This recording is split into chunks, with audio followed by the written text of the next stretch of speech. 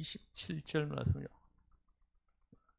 27절 말씀을 한번 같이 읽겠습니다. 시작. 그래서 거기서 떠나가실새 두 맹인이 따라오며 소리질러 이르되 다윗의 자손이여 우리를 불쌍히 여기소서. 아멘. 지원이 왔구나. 친구도 데리고 왔네. 자, 오늘 27절에 보면 맹인이 두 사람이 나옵니다. 두 맹인이 예수님을 따라오면서 소리를 질러댑니다. 근데 여러분, 이 맹인은 장애자이지 환자가 아닙니다. 지금 눈병을 앓고 있는 환자가 아닌 것입니다. 눈이 멀어 있는 사람인 것입니다. 몸이 이미 병들었고 병에서 멈췄습니다. 지금 병이 진행되고 있는 것이 아니고 죽어가고 있는 것도 아닙니다. 몸이 쑤시고 아픈 것도 아닙니다. 다만 맹인이라는 상태에 정착된 것입니다. 다시 말하면 맹인이라는 것으로 그 사람이 운명 지어졌다는 것입니다. 에어컨을 꺼도 되겠습니다. 이 병자라면 지금 눈을 앓고 있는 상태라면 고치기를 바랄 수도 있습니다. 고치리라는 기대도 해볼 수 있습니다. 병원도 찾아가 보고 약도 써보고 백방으로 노력을 해볼 수가 있겠습니다. 그러나 일단 맹인으로 굳어진 다음에는 포기합니다. 해도 방법이 없으니까요. 체념하게 되죠. 눈을 뜨리라고는 이제 생각도 할 수 없습니다. 요새는 안구 이식이다 해가지고 특별한 경우가 있기도 하지만 그 옛날에는 상상조차 할 수가 없습니다. 한번 맹인이 되었으면 그것으로 굳어지고 끝이 난 것입니다. 눈을 어떻게 해본다는 것은 어떤 기대도 하지 않습니다. 그 사람은 맹인이라고 하는 운명을 그대로 받아들이고 거기에 체념, 정착한 상태에 있는 사람이라 하겠습니다. 전혀 어떤 소망이나 기대를 가지지 않습니다. 그럼에도 불구하고 오늘 이 장애자는 놀랍게도 예수님께 소망을 가지고 있습니다. 그래서 예수님을 지금 따라오고 있는 것입니다. 따라오면서 소리를 질러대는 것입니다. 그것이야말로 오늘 이 두 장애인의 위대한 점입니다. 이 모든 사람들이 볼 때 그 사람의 눈을 뜬다 하는 소망을 가지지 않습니다. 어떤 사람도 그 사람이 눈을 뜨게 될 것이다 생각하는 사람이 없습니다. 그 스스로도 맹인 그대로 살다가 맹인 그대로 죽을 팔자라는 그 스스로도 그 맹인이라는 것을 운명으로 받아들인 사람들입니다. 그러나 의인일인지 오늘 예수님께 기대를 걸고 있습니다. 그리하여 예수님께 나와 소리 지릅니다. 굉장한 일입니다.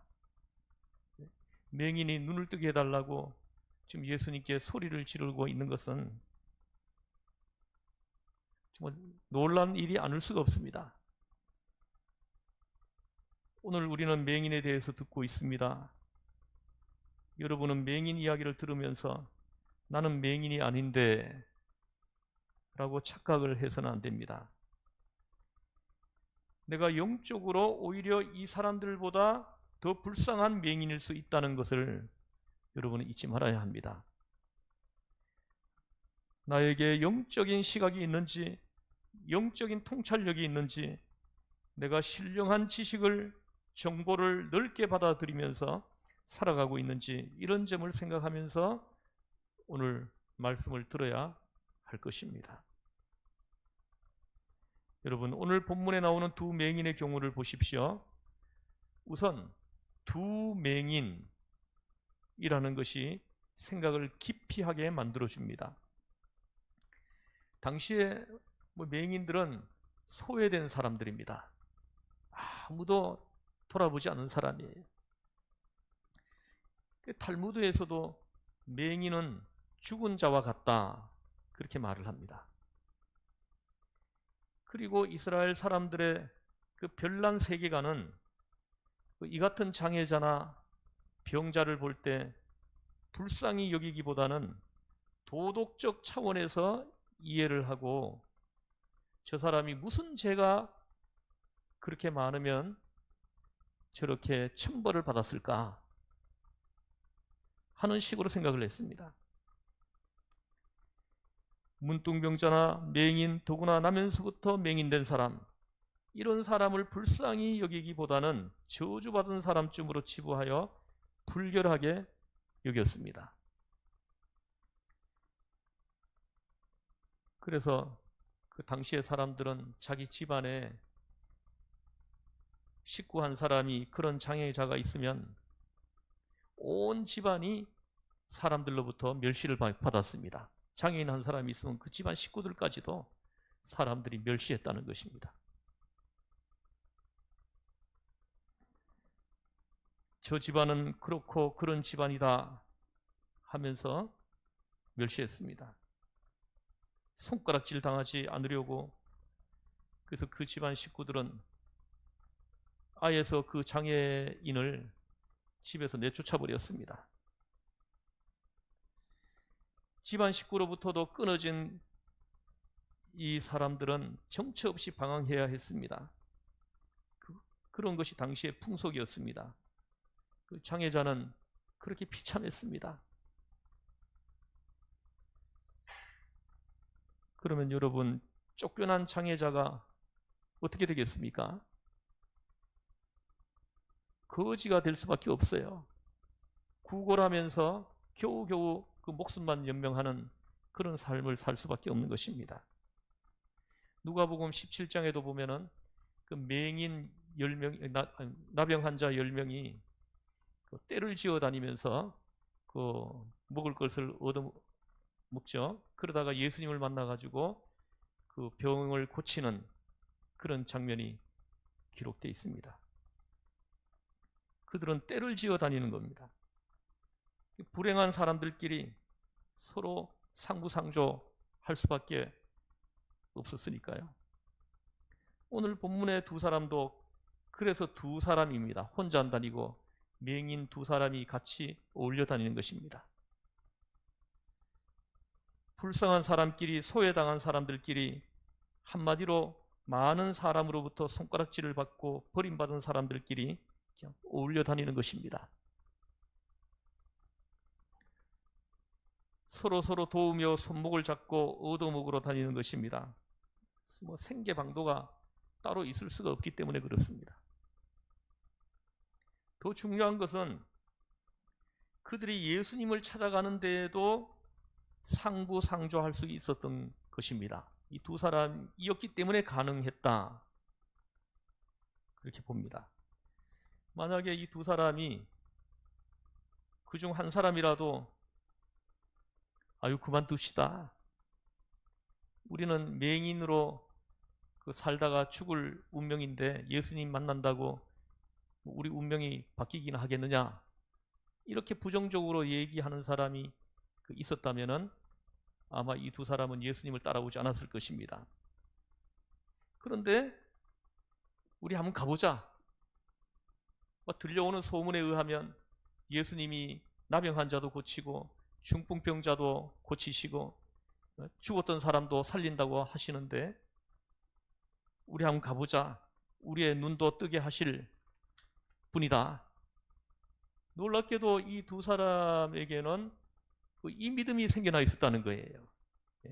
이것이 이 사람들에게는 축복이었어요. 이렇게 마음이 맞아서 서로 도와가지고 예수님께로 온 것입니다. 두 사람이라고 하는 것이 이런 의미에서 중요한 것입니다. 혼자서는 이런 용기를 낼 수 없었을지도 모릅니다. 서로 격려하면서 우리 예수님께 가봅시다 하고 손을 맞잡고 서로 위로하면서 격려하면서 그리스도께로 나온 것이 아닌가 합니다. 그 점을 깊이 생각해야 하겠습니다. 그런데 오늘 예수님께서 이 사람들의 눈을 뜨게 해주실 때 보십시오. 거기에는 조건이 하나 있었습니다. 28절을 같이 읽어보겠습니다. 시작.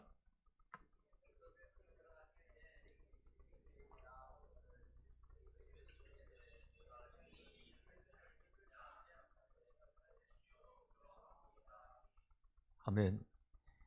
내가 능히 이 일 할 줄을 믿느냐 합니다. 이것이 조건이에요. 근데 놀랍게도 망설이지도 않고 이 사람들은 주여 그러하오이다 이게 대답합니다.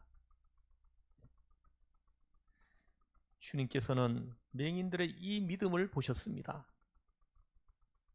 그 믿음이 절대 조건이 되어 고쳐주신 것입니다. 그들이 고침받을 수 있는 그릇은 바로 믿음이었습니다. 그러하오이다.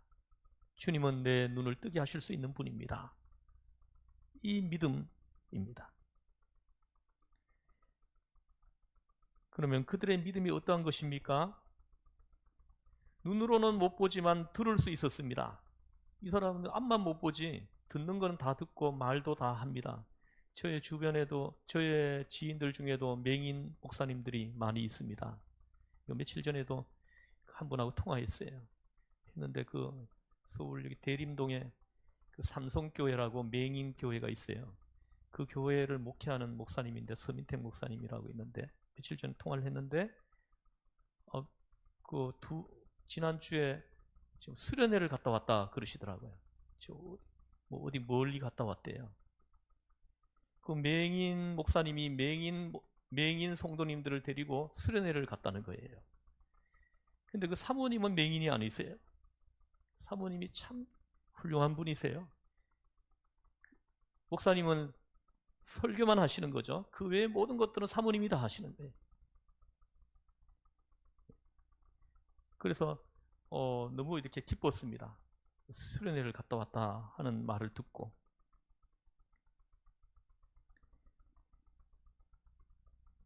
눈으로 보지는 못했지만은 이 사람들은 들을 수 있는 귀가 있었다는 것입니다. 부족한 대로 그 듣는 정보기관을 통해 가지고 가장 중요한 정보를 들을 수 있었습니다. 예수님을 한 번도 본 적이 없습니다.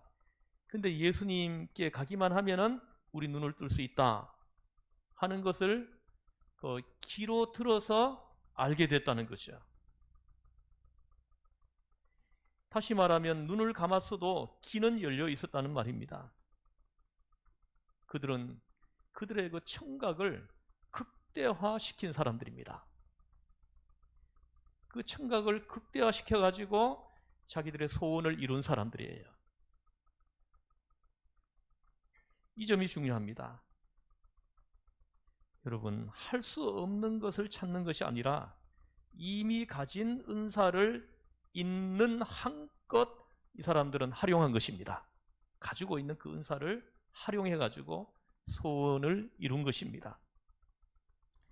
여러분, 뭐 기가 보배이다 이런 말이 있죠. 이런 경우에 바로 실감나는 말이 아니겠습니까? 그렇습니다. 그들에게는 귀가 보배였습니다. 그 듣는 귀 때문에 예수님을 찾아올 수 있었다는 거죠. 여러분, 우리가 예수님께 나오는데도 그렇습니다. 내게 없는 것을 자꾸 달라고 할 것이 아니라 여러분에게 있는 것을 한껏 살려가지고 극대화할 줄 알아야 한다는 것입니다. 보통 사람들이 보면 자기한테 없는 걸 자꾸 찾아요. 그러다 보니까 불행해지는 것입니다. 자기가 가지고 있는 것이 많이 있는데 그걸 극대화시킬 수 있는 그런 지혜가 없는 것입니다.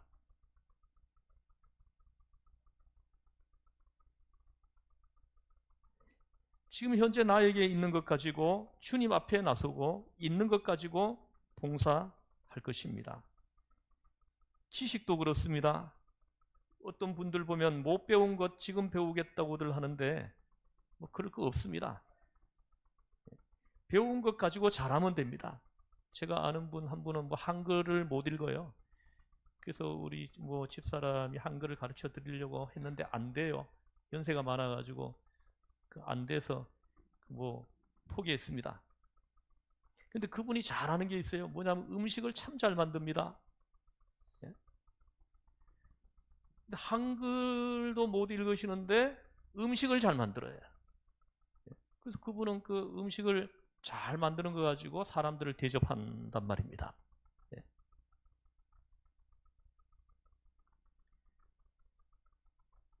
여러분이 가지고 있는 것 그걸 극대화시켜 가지고 하나님의 영광을 위해서 일하시면 되는 것입니다. 여러분 인생의 목적이 뭡니까? 뭐 여러분 인생의 목적이 무엇이냐 물으면 여러분 뭐라고 대답하시겠습니까? 인생의 목적이 무엇입니까? 지원아 너의 인생의 목적이 무엇이니?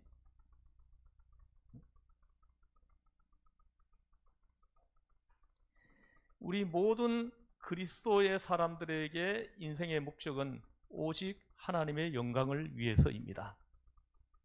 하나님의 영광을 위해서 우리가 있는 거예요. 존재하는 것입니다. 여러분이 가지고 있는 모든 것을 총동원해 가지고 하나님의 영광을 위해서 살아야 하는 것입니다. 아멘입니까?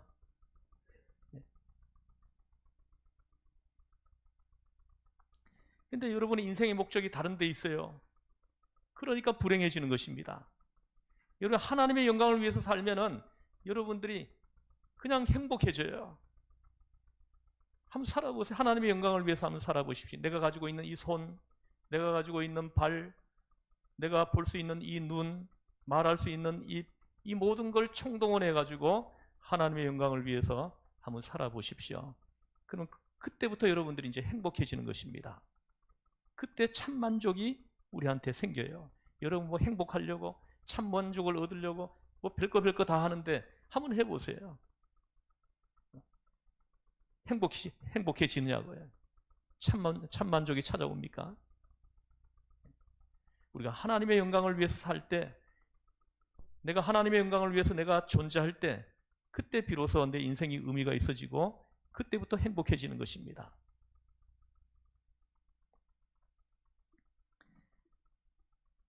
귀가 열려 있으면 눈이 멀었더라도 그 열린 길을 효용하는 것입니다. 없는 눈을 탓하지 않고 내가 가지고 있는 들을 수 있는 길을 넓게 열고 열심히 들었던 것입니다. 들을 수 있는 데까지 다 들어서 그들이 수집할 수 있는 한의 정보를 열심히 수집한 나머지 이분은 메시아다 결론을 내린 것입니다. 우리가 그 귀로 들은 정보를 다 수집해서 모아서 정리해 보니까 이분은 메시아임이 틀림없다. 이렇게 이 두 사람은 결론을 내린 거예요. 그래서 메시아이시기 때문에 병자든 죽은 자든 예수님이 불쌍히 여기기만 한다면 다 고치시고 일으키신다는 것을 이 두 사람이 믿은 것입니다. 그분이 메시아이기 때문에 얼마든지 가능하다는 거죠. 이것을 믿은 것입니다. 그렇다면 우리의 눈도 뜨게 해주실 수 있다 하고 믿은 것입니다. 할렐루야. 이 얼마나 귀중한 일입니까? 여러분 아무쪼록 자꾸 나에게 없는 것 자꾸 달라고 구하지 마십시오. 있는 것만 가지고도 충분합니다. 얼마나 많이 가지고 있습니까? 내게 있는 것을 최대한으로 이용하고 최대한으로 활용하여 능력을 극대화해야 합니다. 그래서 내가 가지고 있는 그 모든 것을 총동원해서 하나님의 영광을 위하여 우리가 살 때, 그때 하나님의 역사가 내 인생에서 나타나기 시작을 하는 것입니다. 보십시오. 이 두 사람도 지금 하나님의 권능의 역사가 지금 이 두 사람의 인생에 지금 나타나고 있지 않습니까? 눈을 감은 인생에서 눈을 뜨는 인생으로 그 운명이 바뀌고 있습니다. 얼마나 놀라운 일입니까? 두 맹인은 예수님을 따라오면서 소리를 질렀다고 합니다. 소리를 지를 수도 있는 것도 이 사람들이 가지고 있는 거죠. 만약에 벙어리라고 생각해 보세요. 소리 지를 수 없습니다. 근데 이 사람들은 벙어리가 아니었어요. 맹인이어서 앞을 볼 수는 없었지만은 소리를 지를 수 있는 입이 있었다는 거죠. 그 입을 최대한으로 극대화시킨 겁니다. 이 사람들이 벙어리였다면 이렇게 못했을 것입니다. 귀가 열려 있고 입이 열려 있다. 그래서 소리를 지를 수 있었던 것입니다. 그러고 보니까 이 사람들의 입도 보배입니다. 들을 수 있는 귀도 보배이고 이 사람들이 소리를 지를 수 있는 이 입도 보배인 것입니다. 두 가지 보배를 갖고 있는 거예요. 이 두 사람은 이 두 가지 보배를 잘 극대화시킨 사람들이라는 거죠.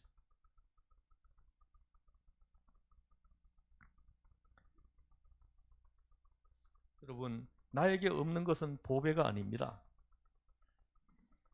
나에게 지금 있는 것이 다 보배입니다. 여러분에게 있는 것 다 보배예요.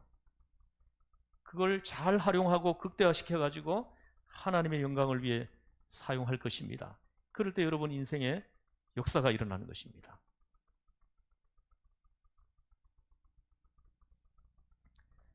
다윗의 자손이여 우리를 불쌍히 여기소서. 끝까지 따라오며 소리 지르고 있습니다. 참으로 대단한 사람들입니다. 훌륭한 외침입니다. 이 사람들이 외치는 이 다윗의 자손은 메시아의 칭호입니다. 당시 사람들은 메시아를 다윗의 자손이라고 그렇게 칭했어요. 흔하게 부를 수 있는 이름이 아닙니다. 다윗의 자손이여, 이 한마디는 그들의 완전한 신앙 고백이었습니다. 당신은 메시아이십니다. 당신은 그리스도이십니다. 당신은 나를 죄에서 대속하시고 구원에 이르게 하시는 분이십니다. 내 죄를 대속하실 분입니다. 이 다윗의 자손이라는 이 말 속에는 이런 신앙 고백이 있는 것입니다. 이 두 사람은 예수님이 메시아임을 고백하고 있는 것입니다. 주는 그리스도이십니다 하고 고백하는 것입니다. 그들이 그런 고백을 하면서 주님께 나아온 것입니다. 어느 의사가 있어, 어느 선지자가 있어, 어느 위대한 사람이 있어서 자기들의 눈을 뜨게 한단 말입니까? 어느 누구에게 나를 불쌍히 여기소서 할 수 있겠습니까? 메시아가 아니고는 안 될 일입니다. 메시아이기 때문에 이렇게 할 수 있는 겁니다. 이 두 사람이 메시아라고 믿었기 때문에 그들은 예수님께 나를 불쌍히 여겨주세요, 나를 불쌍히 여겨주세요 할 수 있었던 것입니다.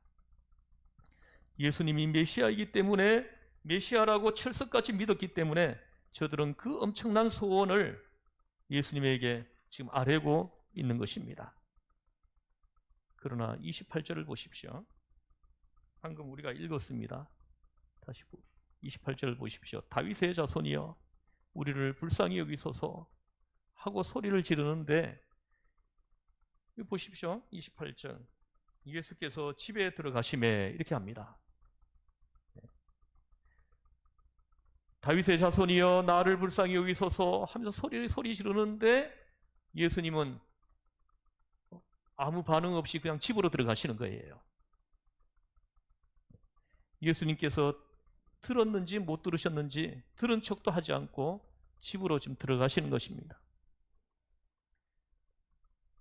예수님은 분명히 그 소리를 들으셨을 거예요. 그들이 질러대는 그 소리를 들으셨지 않겠습니까? 그런데 못 들은 척하고 저 사람들 왜 떠드느냐 하는 태도로 집 안으로 그냥 들어가셨다는 것입니다. 오늘 이것이 문제입니다. 여러분, 이럴 때 여러분들이 만약에 이 두 맹인 중에 한 사람이라면 어떤 태도를 보이겠습니까? 이럴 때 맹인들은 얼마나 속이 상했겠습니까? 분명히 들으셨다고 볼 때 맹인들로서는 또 하나의 회의를 가질 수 있지 않겠습니까? 여느 사람들이 맹인을 무시하는 것처럼 예수님도 우리를 무시하는 것 아닌가? 예수님은 뭐 훌륭한 사람들, 뭐 돈 많은 사람들, 이런 사람들 만나시느라고 우리 같은 건 아예 사람 취급도 하시지 않는구나. 역시 메시아도 다를 바 없구나. 이렇게 시험이 들 수도 있습니다. 이런 회의가 시험이 될 수 있는 겁니다. 맹인들의 입장에서 보면 열등의식이 발동할 수가 있습니다. 여러분들 중에도 열등의식이 잘 발동하는 분들이 혹시 있죠?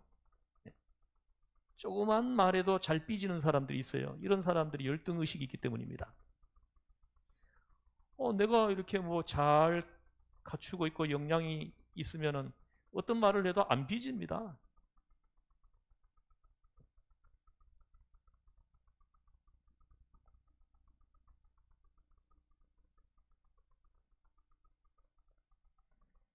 우리가 맹인이고 형편없는 인생이니까 옷도 남루하고 냄새도 나니까 예수님께서는 우리를 멸시하는구나. 좋다.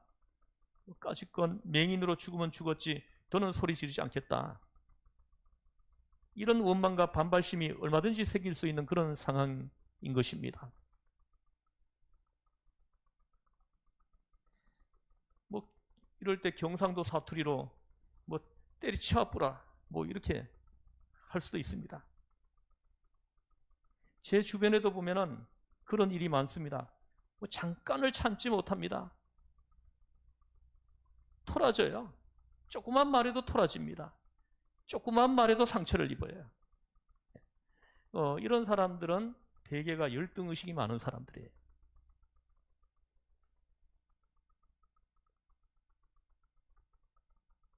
뭐 사람을 뭐 무시하느니 뭐 어쩌느니 하면서 막 덤비잖아요. 열등의식이 있는 사람들이에요. 아무튼 예수님께서는 맹인들의 부르짖음도 아랑곳 없이 그냥 집으로 그냥 들어가셨습니다. 저는 이 본문을 묵상하면서 예수님이 왜 그렇게 하셨을까 하고 생각해 봤어요. 오늘 본문에는 나타나 있지 않지만 아마도 저 두 맹인의 믿음을 훈련시키기 위해서 그 믿음을 이렇게 좀 끌어올리기 위해서 그리고 저들의 간구함을 더 간절하게 되도록 하기 위해서 그들에게 주신 하나의 시련이라고 그렇게 생각을 합니다. 더 간절하게 예수님께 매달리게 하기 위해서 이다. 그렇게 저는 해석을 합니다.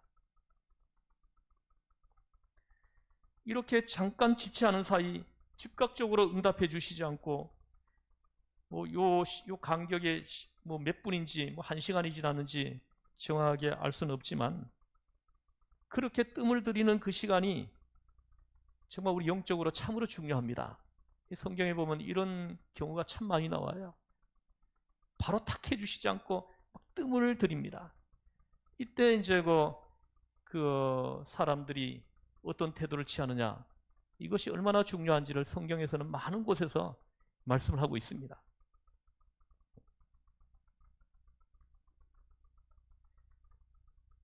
흔히 우리는 즉각적으로 해결되어야 응답받은 것으로 그렇게 생각을 합니다. 조금 기다리라고 하면은 그만 시험이 들어요.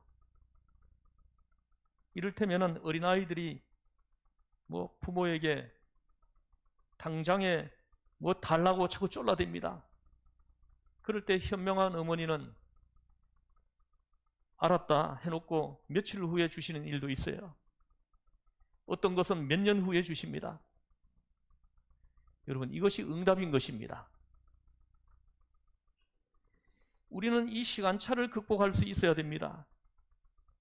하나님께서 10년, 20년, 아니 남북 분단 같은 것을 보면은 70년이 넘어 아직도 더 기다려야 하는 것입니다.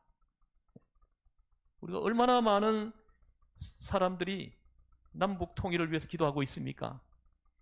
그런데 70년이 지금 넘었는데도 분단된 지 아직도 기다려야 합니다.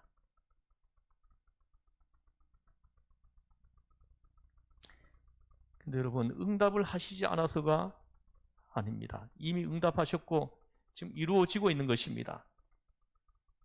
이러한 시간의 단계를 극복하기가 참 어렵습니다. 예수님께서 집 안으로 들어가시자 어떻게 했건 간에 이 맹인들이 놀랍게도 따라 들어왔다는 것입니다. 사실은 이들이 이 집 안에 들어오는 것이 사실 굉장히 어려운 거예요. 이 맹인들이 쫓겨나서 자기들끼리 몰려다니면서 구걸하면서 겨우 목숨만 연명하면서 사는 사람들이 그 몰골이 어떻겠습니까? 거지꼴 아니겠어요? 근데 이 거지꼴의 이 맹인들이 손님을 초대한 이 집에 들어설 수 있겠습니까? 사람들이 막아서죠. 못 들어오게 쫓아내려고 하지 않겠습니까? 본문에는 나타나 있지 않지만 아마도 문간에서 싸움 깨나 했을 것입니다. 못 들어오게 막을 것이고 들어가려고 사생결단으로 덤볐을 것입니다. 호통도 듣고 떠밀리기도 하고 자빠지기도 하고 갖은 장애가 다 있었을 것입니다. 그런데도 맹인들은 이 모든 것을 다 극복했다는 것입니다. 할렐루야. 이 점이 이 두 맹인들에게 가장 큰 위대한 점이에요. 그 장애를 다 극복했다는 거죠. 사람들은 이 장애가 생기면은 그냥 주저앉아 버리는 사람들이 참 많아요. 해결하고 극복해 가기보다는 그냥 포기하고 주저앉아 버린다는 거죠. 근데 이 두 사람은 포기하지 않았다는 거죠. 해결하고 극복했다는 겁니다. 이것이 위대한 점입니다.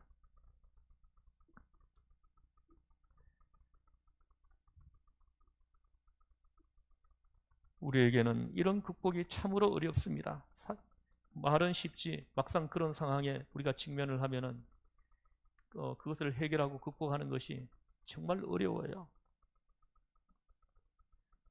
저도 개인적으로 지금까지 걸어오면서 산보다도 높은 그런 문제들이 저희 앞에 참으로 많았습니다. 그럴 때 피하고 싶고 도망치고 싶고, 그래서 도망쳐서 탄강으로도 가고 피해서 원양어선도 타러 가고 너무 힘들었어요. 우리는 좀 쉽게 말할 수 있지만 그 당사자가 되면은 쉽지 않은 거예요.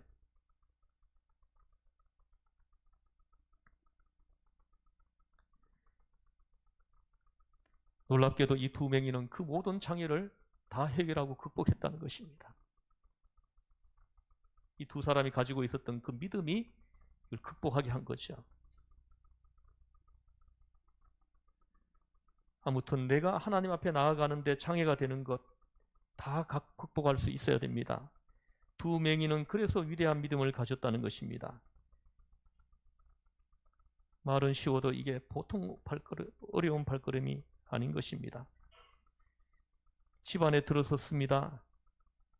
예수님은 내심 그들이 담대하게 집안에까지 들어오기를 바라셨던 것입니다. 들어올 줄을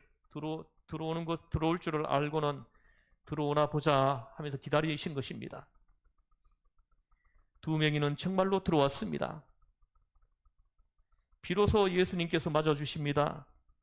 모든 장애를 무릅쓰고 담대히 주님 앞에 나왔을 때 주님은 그들을 만나 주셨습니다. 더욱 중요한 것이 또 있습니다. 예수님께서 그들에게 물으십니다. 내가 능히 이 일 할 줄을 믿느냐? 한번 따라해 보세요. 내가 능히 이 일 할 줄을 믿느냐? 그러자 맹인들은 주저없이 대답합니다. 주여 그러하오이다. 주여 그러하오이다. 주여 그러하오이다. 아멘입니다. 아멘입니다. 믿습니다. 이때 주님은 말씀하십니다. 너희 믿음대로 되라. 너희 믿음대로 되라. 믿음대로 되리라. 할렐루야. 아멘입니다. 오늘도 우리가 주님 앞에 나왔습니다. 믿음의 분량, 믿음의 내용 다시 한번 점검해 보아야 하겠습니다. 나는 이 맹인들이 가지고 있던 믿음과 같이 훌륭한 믿음을 가졌던가? 그 맹인들의 믿음, 그 수없이 많은 그 장애물들을 해결하고 극복해 나가게 만든 그 믿음, 평범한 것 같지만은 위대한 것입니다. 이 같은 믿음을 가진 자에게는 오늘 주님께서는 똑같은 질문을 던지십니다. 내가 이 일을 행할 줄을 믿느냐? 그러하오이다. 그러하오이다. 아멘입니다. 내 믿음대로 되라. 내 믿음대로 되라. 하십니다. 기도하겠습니다.